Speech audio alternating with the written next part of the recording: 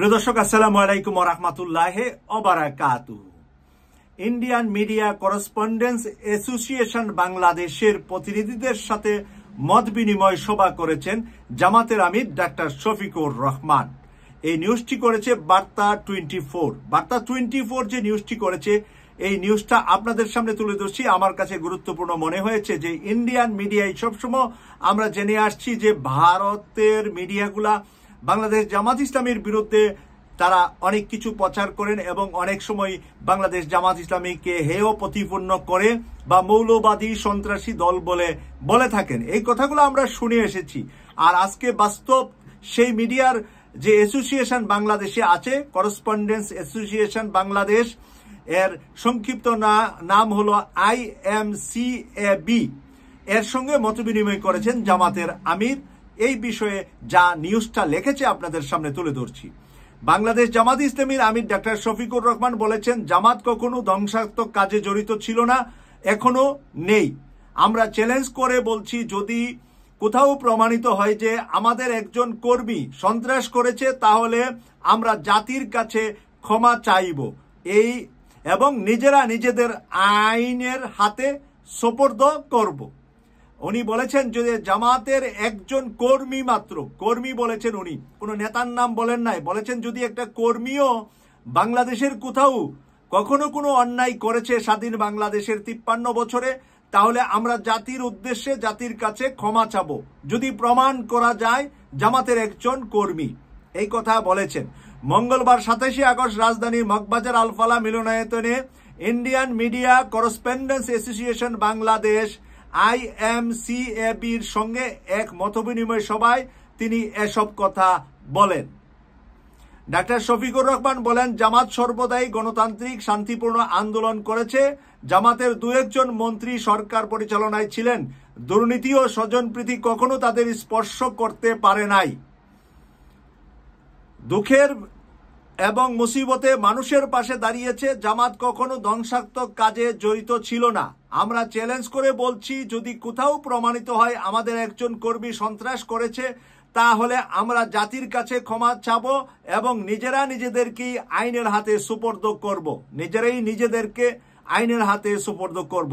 এর আগে উনি এক জায়গায় বক্তব্যে বলেছিলেন যে একজন লোক যদি জামাত শিবিরের কোথাও অন্যায় করেছে আপনারা ধরিয়ে দিতে পারেন, তাহলে আমরা দলীয়ভাবে কি শাস্তি দেই আপনারা দেখুন এবং আপনারা ধরিয়ে দেন, আমরা দলীয়ভাবেই তার শাস্তি দেব। আজকে বলেছেন আইনের হাতে সোপর্দ নিজেরাই নিজেদের করে ফেলবেন। তিনি আরো বলেন, বাংলাদেশে বৈষম্য বিরোধী আন্দোলনের জন্য দায়ী করে সরকার 1 আগস্ট অন্যায়ভাবে নির্বাহী আদেশে নিষিদ্ধ ঘোষণা করে, যা দল হিসাবে আমাদের উপর সবচেয়ে বড় জুলুম করেছে। আওয়ামী লীগ সবচেয়ে বড় জুলুম করেছে। আমরা ভিন্ন ধর্মাবলম্বীদের বাড়িঘর, সহায় সম্পদ, ধর্মীয় উপাসনালয় পাহারা দিয়েছি যাতে কেউ ভাঙচুর করতে না পারে। আমরা বিশ্বাস করি সকল মানুষ সমান, এখানে সংখ্যাগুরু সংখ্যালঘু কোনো প্রশ্নই আসে না। নাগরিক হিসাবে সকলেই সমান অধিকার পাবেন, এটাই স্বাভাবিক। আমরাও চাই দেশে দ্রুত শান্তি শৃঙ্খলা ফিরে আসুক। দেশের সংবিধান, প্রশাসন, বিচার বিভাগ ও রাজনৈতিক সংস্কৃতি সংস্কার হওয়া দরকার। দল বা ধর্মের ভিত্তিতে কোনো বিভাজন করা যাবে না। প্রিয় দর্শক, আমরা দেখছি যে এই কথার সাথে ডক্টর মোহাম্মদ ইউনূস সাহেবের কথারও অনেক মিল রয়েছে। তারা দুজনের কথাই যেন একটি কথা কি আমরা দুজনের মুখ থেকে শুনছি।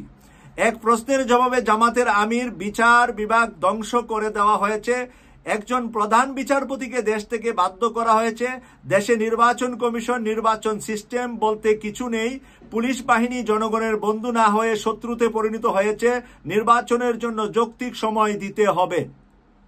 আমরা গতকালও দেখেছি উনি একটি নিউজ করেছেন যে নির্বাচনের জন্য যৌক্তিক সময় দিতে হবে দেশের অপরাধগুলা দমন করার পরে। সাবেক প্রধানমন্ত্রী ভারতে অবস্থান সম্পর্কে এক প্রশ্নের উত্তরে তিনি বলেন, 15.5 বছর দেশ শাসন করে লক্ষণ সেনের মতো দেশ ত্যাগ করা ওনার জন্য মানানসই হয় নাই। ভদ্রভাবে জামাতের আমির বলছে ওনার জন্য মানানসই হয় নাই। জামাত নেতারা কখনো দেশ ত্যাগ করেননি, তারা মোকাবেলা করেছেন। আমাদের নেতৃবৃন্দ জেল জুলুম বুকে ধারণ করে দেশেই ছিলেন, কখনো দেশ ত্যাগ করেন নাই। জামাত নেতারা আমরা জানি ফাঁসির মঞ্চে গিয়েছে, বিভিন্নভাবে তারা নির্যাতিত হয়েছে, কিন্তু দেশ থেকে পালিয়ে যান নাই। বরঞ্চ মীর কাসেম আলী সাহেব একটি অর্থনৈতিক সেমিনারে দুবাইতে ছিলেন যখন ওনার মামলা হয়েছে। তখন এই মামলা হওয়ার পরে দুবাই ওনার সেমিনার শেষ করে উনি বাংলাদেশে ফেরত চলে গিয়েছিলেন। এরপরে উনি ফাঁসির মঞ্চে গিয়েছেন। তখনকার সময় দুবাই থাকা অবস্থায় অনেকেই বলেছিলেন জামাতের নেতা মীর কাসেম আলী পালিয়ে গিয়েছেন, কিন্তু পরবর্তীতে এক সপ্তাহের মধ্যেই উনার সেমিনার শেষ করে যখন দেশে গেলেন, সবাই চক্ষু কপালে উঠে গিয়েছিল যে যার নামে যুদ্ধাপরাধী মামলা, হত্যা মামলা হয়েছে, সে দেশে ফেরত এসেছে। পরবর্তীতে ফুলের মালা হিসাবে ফাঁসির রশি গলায় নিয়েছে। এই কথা দেশবাসী জানে। এটাই আজকে ডাক্তার শফিকুর রহমান বুকে সাহস নিয়ে জোর গলায় বললেন।